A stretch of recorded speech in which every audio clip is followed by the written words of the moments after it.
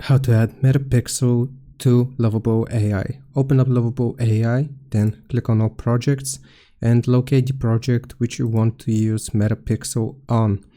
Once you have your project ready, then you will type add Metapixel and you will send it the prompt. It is going to ask for your Metapixel ID, so while we wait, you want to go to Metapixel and then copy your ID. After you have copied your ID, you can go back, and here, like I said, it is going to ask for your Metapixel ID. So my Metapixel ID is, and you will paste your Metapixel ID and send it.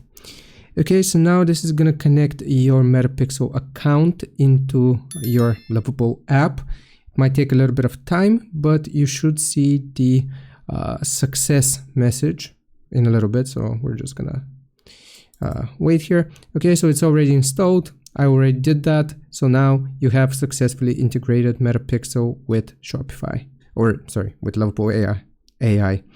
Hope this helps. Leave a like and sub. I'll see you next time.